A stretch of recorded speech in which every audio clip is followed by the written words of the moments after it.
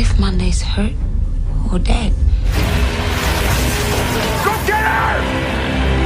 To survive. Kumusta kaibigan? Ang kwento nating itatampok ngayon ay ang pelikulang What Happened to Monday.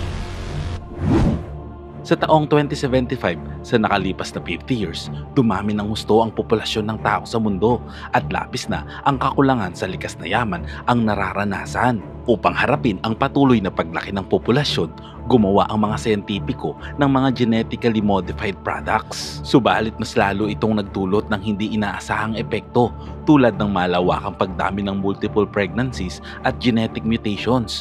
Walang nakakaalam kung ano ang dapat gawin. Dahil dito, iminungkahay ng political activist at biologist na si Dr. Nicolette Kamen na magpatupad ng one child per family policy upang malimitahan ang pagdami ng populasyon sa mundo. Itinatag din nila ang isang ahensya na tinatawag na Child Allocation Bureau o CAB at naglagay ng mga checkpoint sa lahat ng dako ng mundo. Ang bawat mamamayan ay kinakailangang magsuot ng isang special identification bracelet. Ini-scan ang bracelet para makilala ang tao sa iba't ibang checkpoint sa mundo. Kapag na-scan, makikita sa record kung may kapatid o wala at kung na-detect na may kapatid, aabisuhan ng pulisya at kukuhanin ng bata sa pamilya.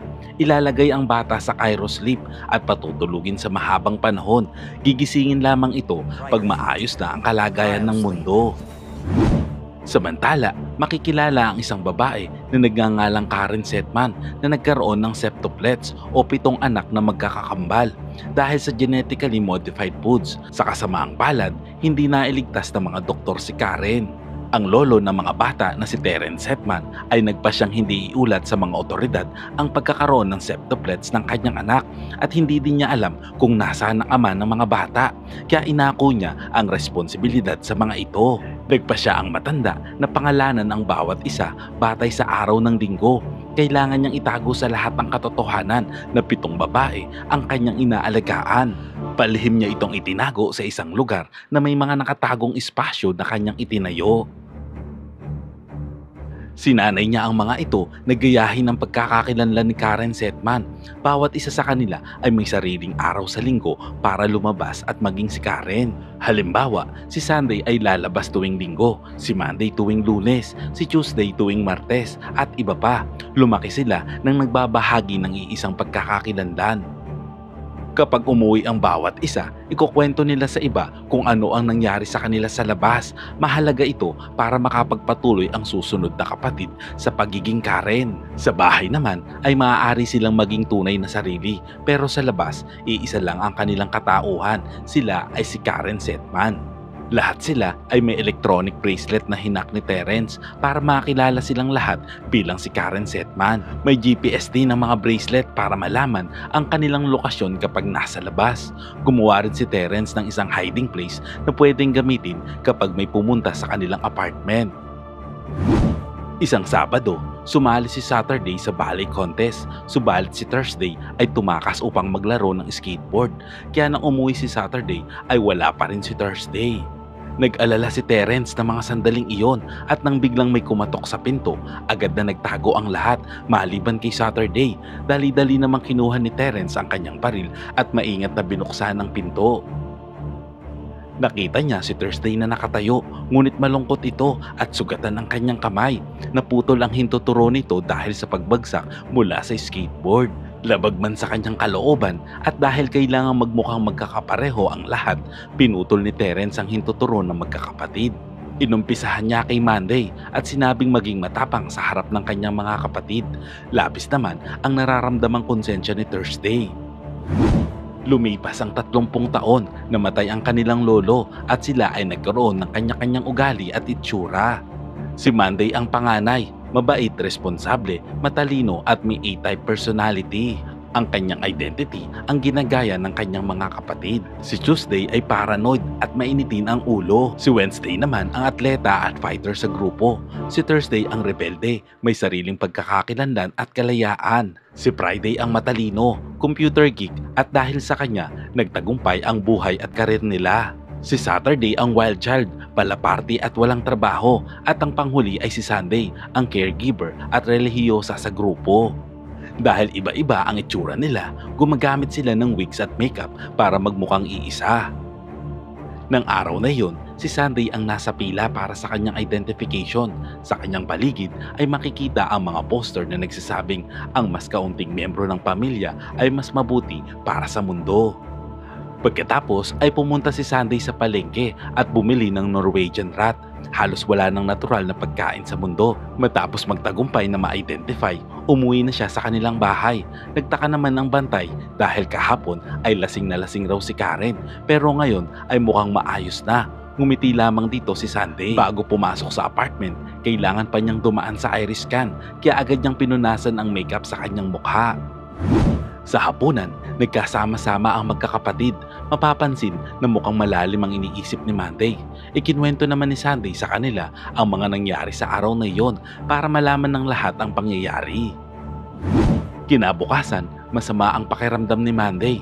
Ngunit sa kabila nito ay balak pa rin niyang pumasok sa trabaho. Habang nakatayo sa harap ng salamin, inayos niya ang kanyang sarili bilang si Karen Setman. Sa identification checkpoint, nagpalitan sila ng ngiti ng isang staff mula sa Child Allocation Bureau na si Adrian. Sa elevator naman, nakasalubong ni Monday ang kanyang kasamahan na si Jerry na kanyang kalaban sa kanilang promosyon. Lumalabas na si Karen Setman ay ang may pinakamalaking chance na ma-promote dahil siya ay nagtatrabaho na parang robot. Gayunpaman, nagparinig si Jerry na may impormasyon ito tungkol sa kanya. Natakot si Monday, inakala niyang may alam si Jerry tungkol sa kanyang mga kapatid. Samantala, sa kanilang bahay, pasado 8:00 na ng gabi at hindi pa umuuwi si Monday. Nagsimula ng mag-alala ang mga kapatid ni Monday kaya't nagpasya silang subukang hanapin ito gamit ang bracelet. Ngunit nakapatay ang kanyang GPS tracker. Dumating ang sumunod na araw at wala pa rin si Monday. Ngayon ay panahon na para lumabas ng bahay si Tuesday. Nakaramdam ng takot ang mga magkakapatid na may masamang nangyari kay Monday dahil kung mamamatay si Karen Setman, mamamatay silang lahat. Kaya sinabihan ni Thursday si Tuesday na kumilos na parang normal ang lahat. Unang ginawa ni Tuesday ay inactivate ang kanyang tracker para marinig ng mga kapatid niya ang lahat. Pagdating sa exit, sinabi ng bantay kay Tuesday na hindi niya ito nakita kahapon. Nagbiro naman si Tuesday at sabay na umalis. Nalaman niya na napromote si Karen Setman mula sa kanyang sekretarya at pagkatapos ng trabaho, nagdiwang ito sa paborito niyang bar. Napansin naman ni Tuesday na panay ang tingin sa kanya ni Jerry. Pagkatapos, pumunta siya sa bar at tinanong ang waitress nang hindi nagpapahalata tungkol sa nangyari ng nagdaang gabi. Dito ay nalaman niya na isang baso lang ang nainom ni Karen bago siya guluhin ni Jerry. Bago umalis, nagtalo pa silang dalawa. Naunawaan ng mga magkakapatid na alam na ni Jerry ang kanilang sikreto. Samantala, habang naglalakad, may nakita si Tuesday na itim na van. 2 tao ang humarang sa kanya at pinasakay siya sa van. Agad namang in-off ang kanyang bracelet para hindi na siya matrack ng mga kapatid. Pagkatapos, dinala siya sa Child Allocation Bureau at nakita ito ni Adrian, ang security guard na mukhang nag-aalala para sa kanya. Natakot naman si Tuesday nang makita ng personal si Dr. Nicolette Kiman. Ibinunyag ni Kiman na alam na niyang maraming kapatid si Tuesday at alam niya na may 5 pa itong kambal na nakatira sa kanilang apartment. Sinubukan itong itanggi ni Tuesday ngunit hindi sila naniwala. Pagkatapos ay hinablot ng security na nagangalang Joe si Tuesday at tinutukan ng kutsilyo sa mata. Samantala, sa apartment, nagsimula na magpanik ang 5 magkakapatid. Hindi nagtagal, tumating at pumasok ang mga security ng cab sa kanilang apartment gamit ang eyeball ni Karen upang i-bypass ang kanilang eye scanner.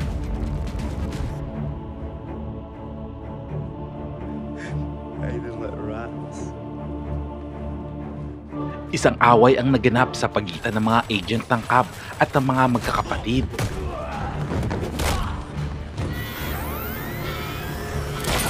Nagtagumpay naman ang mga babae na talunin ng mga ito, ngunit nabaril si Sunday dahilan upang ito ay mawalan ng buhay. Ang natitirang 4 na magkakapatid ay umiyak at nagdalamhati sa pagkamatay ni Sunday. Nalaman naman ni Friday na ang ginamit na mata ay kay Tuesday. Dahil dito, pinaghinalahan ng magkakapatid na si Jerry ang maaaring gumawa ng mga ito. Kinabukasan, Umalis si Wednesday nang hindi na nagkukunwari at hinarap si Jerry. Gayunpaman, lumalabas na walang alam si Jerry tungkol sa pagkakakinlanlan ni Karen Setman at sa mga kakambal nito. Ang alam lang nito ay may kontrata si Karen kay Nicolette Cayman. Inihayag niya na nakuha ni Karen ang promosyon noong nagpadala ito ng milyong-milyong euro kay Cayman para pondohan ang kampanya nito at wala na siyang ibang alam na detalye. Ilang sandali pa, pinatay ng isang sniper si Jerry na ikinagulat naman ni Wednesday. Kaya't agad na umalis ito sa apartment ni Jerry, ngunit sa kasamaang palad, si Joe na cab agent ay nasundan si Wednesday. Nagkaroon ng matinding habulan hanggang sa maaparil nito sa ulo si Wednesday.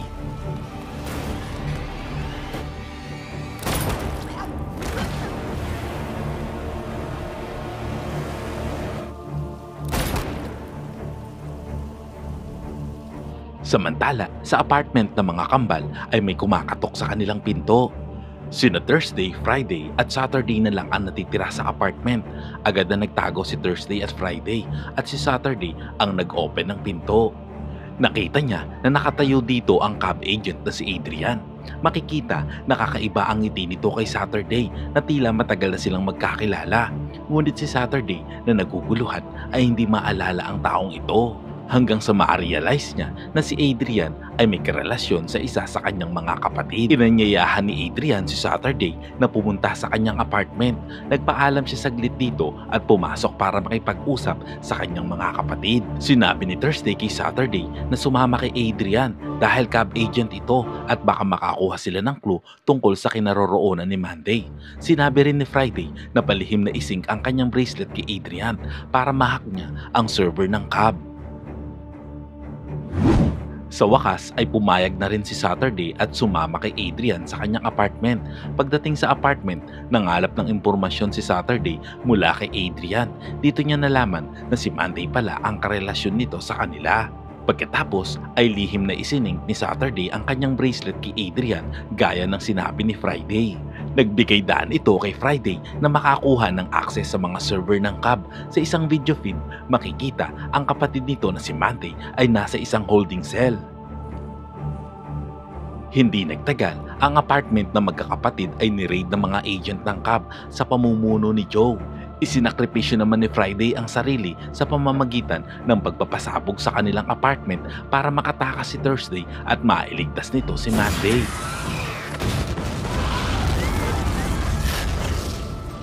Ngayon, dalawang kambal na lang ang natitira, si Thursday at Monday, na sa mga sandaling iyon ay nakakulong pa rin.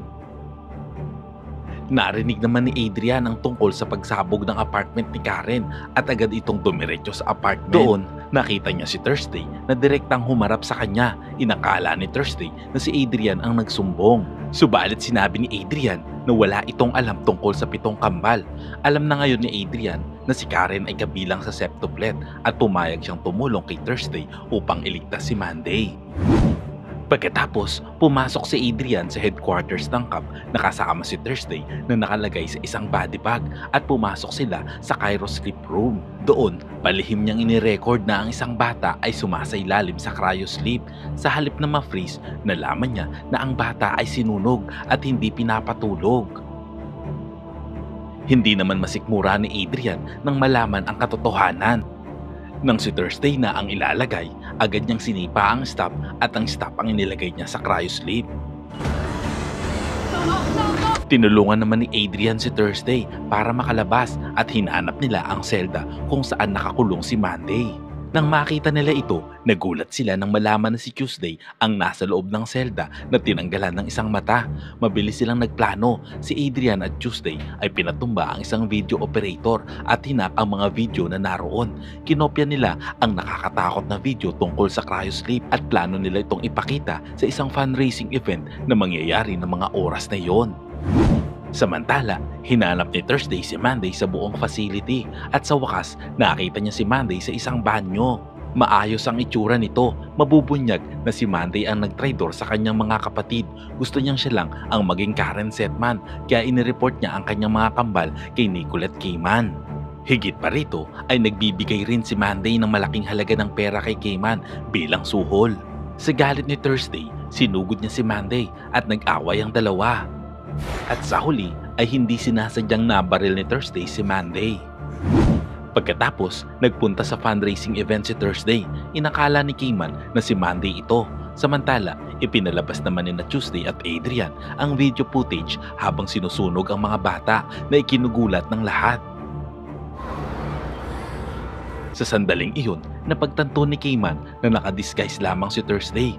Galit na hinarap niya ito at sinakal. Samantala, si Monday na buhay pa at malubhang sugatan ay nagawang lumabas ng banyo at itinutok ang baril kay Thursday. Binaril naman ni Joe si Monday na iniisip na balak niyang patayin si Cayman. Pagkatapos ay pinatay naman ni Adrian si Joe. Habang tumatakas ang mga tao, inamin ni Monday kay Thursday na nagtaksil siya sa mga ito dahil siya ay nagdadalang tao at kambal din ang mga ito na ang ama ay si Adrian. Iniisip niya na kukunin ng isa sa kanyang mga anak at para sa kapakanan ng kanyang mga anak ay nakipag-deal siya kay Cayman. Lihim niyang kinompromiso ang kaalaman at lokasyon ng kanyang 6 na kapatid bilang kapalit para sa kanyang pagiging malaya at mamuhay ng normal bilang Karen. Hindi nagtagal, nawalan na din ng buhay si Monday dahil sa mga tinamong sugat. At sa pagtatapos ng kwento, naharap si Cayman sa parusang kamatayan at sa wakas ay tinanggal na din ang patakaran sa one-child policy. Samantala, sina Tuesday, Thursday at Adrian ay nanatiling magkakasama. Ang anak naman na kambal ni Monday at Adrian ay nabuo sa isang artificial na sinapupunan. Makikita naman ang mga daan-daang sanggol na umiiyak sa isang napakalaking ward habang inaalagaan ng mga nursing staff. Salamat kaibigan at umabot ka sa punto ng video na ito. Anong masasabi mo sa ending ng kwento? Kung nagustuhan mo ito ay pwede ba akong makahingi ng like at pakitype naman sa comment section ang salitang Monday. At kung bago ka naman sa ating munting channel ay pasubscribe naman po bilang suporta at para maipagpatuloy natin ang paghahatid ng magagandang movie recap. Panoorin mo na rin po ang buong movie pag may time ka. Sana'y nagustuhan mo kaibigan ang kwentong ating itinampok. Kung magkagayon ay baka naman pwedeng pakilike ang videong ito at pasubscribe na rin sa aking channel. Kung hindi mo naman ito nagustuhan ay pwede mong pindutin ang dislike button ng 2 beses para makasigurado ka.